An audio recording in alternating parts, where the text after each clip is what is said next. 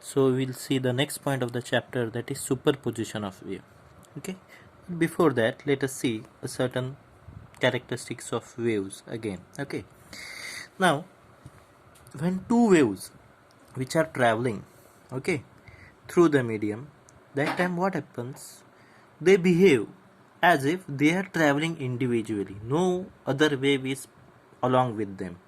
Okay, but in reality there are number of waves which are traveling. For example, suppose you are listening certain music on mobile, okay, but while listening the music, if there are few peoples which are sitting beside you, they are also talking in between. So there is a, we can say, overlapping or noise, we can say the noise is formed. As a result, you or a person cannot hear the music properly or clearly. A person is listening to the music and sitting beside few peoples which are discussing something. So as they are discussing, as they are talking, so there is a noise in the surrounding and you are listening to music.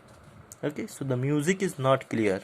So what we do, we have a good idea of earphones. Okay, those who listen to the music, they just mostly prefer earphones so as to block the surrounding noise. Okay, as sound waves are longitudinal waves, as sound waves are longitudinal waves, so while propagating through the elastic medium, the two waves travel in the medium, and when these two waves cross each other, they travel in such a way that as if there is no other wave just traveling in the medium, and each wave set the particles of medium into simple harmonic motion. What happens? Each wave travels in the medium considering there is no other wave traveling along with it. It is independently traveling. But in reality other waves are traveling, it interferes with other, and each wave sets a particle into simple harmonic motion. Thus each particle of a medium is set into two simple harmonic motion due to two waves, and the net displacement of these two waves can be obtained by just adding their displacement by using a vector sum property. Okay, so we have a definition or principle of superposition of wave. What does the principle of superposition of wave state? Let us see. Principle of superposition of wave states that when two or more waves traveling through a medium passes through a common point, each wave produces its own displacement at that point, independent of presence of other wave. The resultant displacement at that point is equal to vector sum of displacement due to individual wave at that point. That is what I explained you earlier. What does principle of superposition states? Principle of superposition. Superposition means what? To one on another. Okay, superimpose. Okay, superposition. One wave is superimposed on another. Okay, or both the wave which are traveling either in the same or opposite direction, they overlap each other. Okay, as a result, what happens when these two waves travel through the medium? They meet at a common point. They pass through a common point, and each wave produces its displacement at that point, irrespective of other. Suppose there are two waves which are meeting each other at particular point, then they are producing their own displacement at that point. So the net displacement at that point is nothing but a vector addition of those two waves. Okay, so the resultant displacement at that point is equal to vector sum of the displacement due to individual wave at that point. Got it? Now in the textbook there are two conditions given. The two waves are interfering, they are superimposing over each other having equal amplitude is same, okay, having same phase is also same, but moving towards each other, that means their direction is opposite to each other. Okay, so the figures which are mentioned in your textbook, that is figure 6.6 a b c d e f g, if you see these figures, okay, then what can we conclude from these figures? Propagation of the waves, their successive position after every second, superposition, and their propagation you can see from this figure. And from this we can say that if two waves crosses each other at time equal to 2 second and time equal to 4 second, okay, we can see that in the figure C and figure E, okay, you can see from the figure A to D, at A both are coming approaching towards each other, at B they are closer to each other, at C they meet at each other at particular point, then at E, at D they are overlapping, see they are overlapping with each other, okay, and at E they produce the resultant displacement at time t equal to 4 second, okay. Then here what we say, the two waves pulse superimpose, okay, at particular at D. The resultant displacement is equal to sum of the displacement due to individual displacement.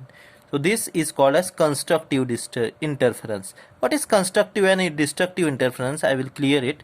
When crest of one wave coincide with crest of another, when crest of one fall on crest of another, then we say that interference is constructive and the amplitude which we get is maximum, okay. Whereas if the crest of one fall on the trough of another wave, then the interference which we get, that is destructive. That we'll see in the next case, okay.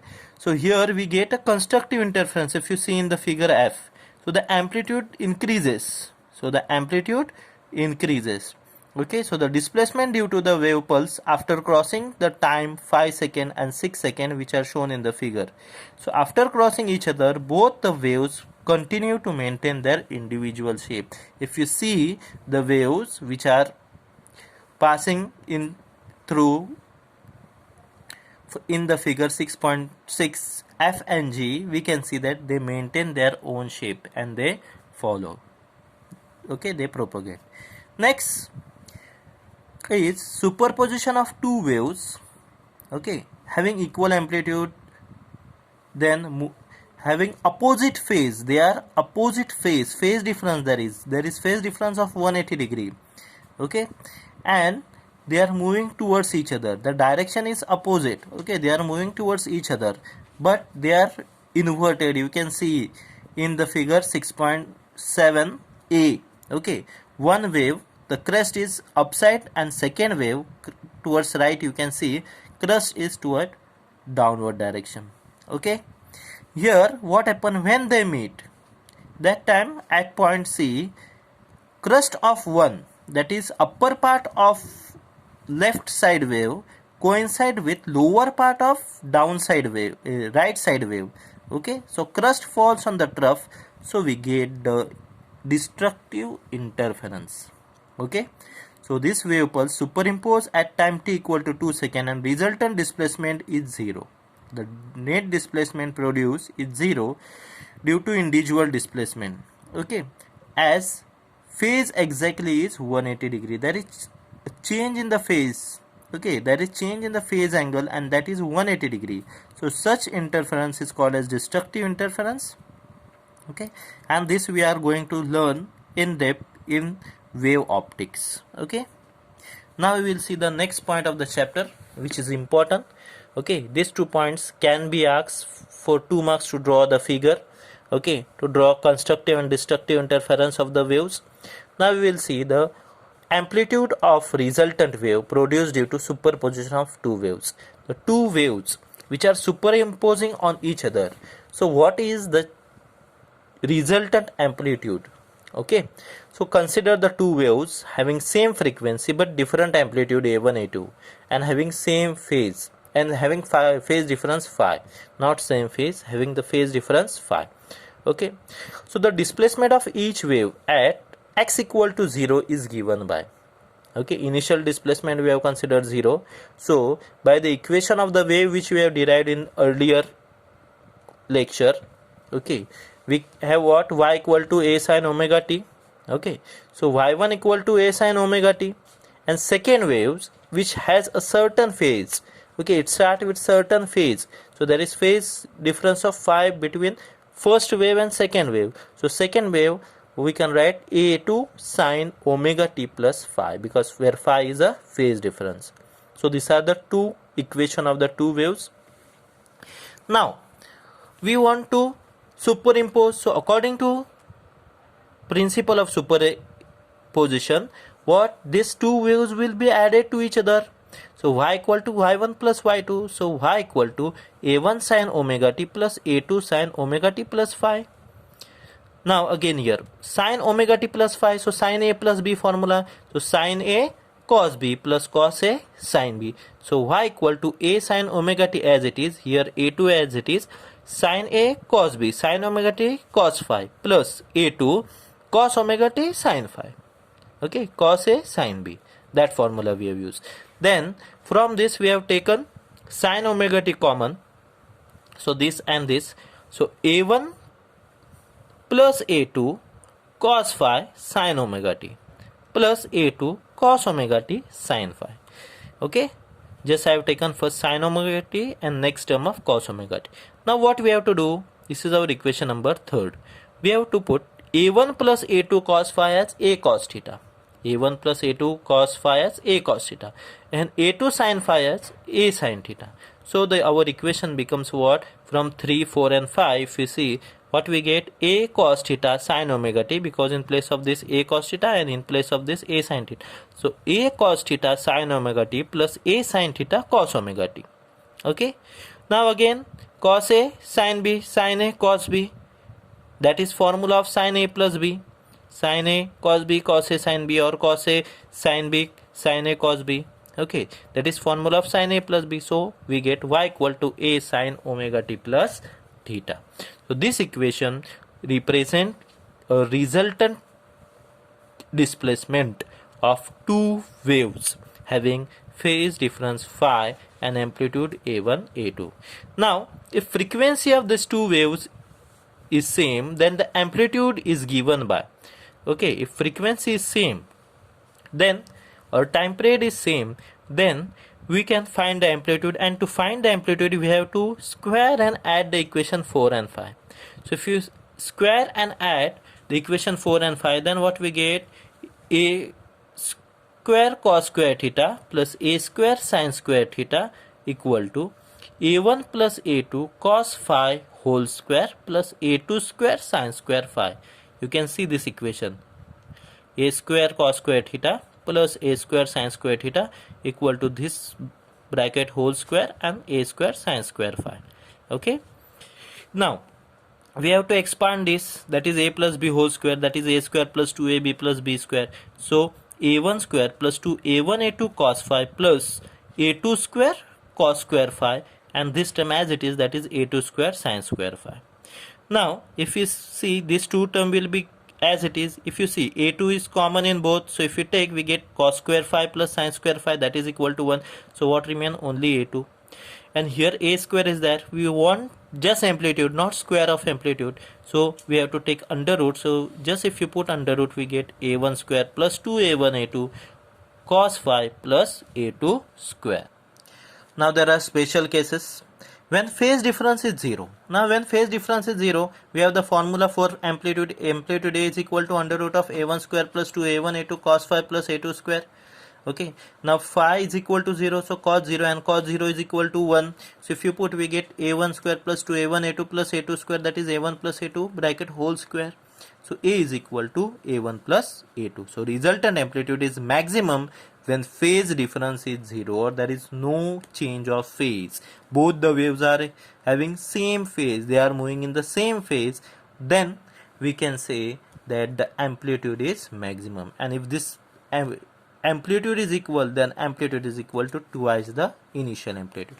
And when the phase is out, when the two waves are out of phase with phase difference of 180, then that is pi. So if you put here, we get a1 square plus 2a1a2 cos pi plus a2 square. What is cos pi value? -1. If you put here, then what we get? a1 square minus 2a1a2 plus a2 square, that is a1 minus a2 bracket whole square. So square and root get cancelled, we get a1 minus a2, that is mod of a1 minus a2, because amplitude is never negative. If both the waves are having same amplitude, then resultant amplitude will be 0. Okay, these are the two special cases for amplitude. Now intensity of waves. Intensity. So it has intensity is directly proportional to square of amplitude. Intensity of wave is directly proportional to square of amplitude. So maximum intensity, Imax is directly proportional to maximum amplitude square, and minimum intensity is directly proportional to minimum amplitude square. So that is equal to a1 plus a2 whole square, and here I minimum is equal to a1 minus a2 whole square. Okay, I hope you have understood.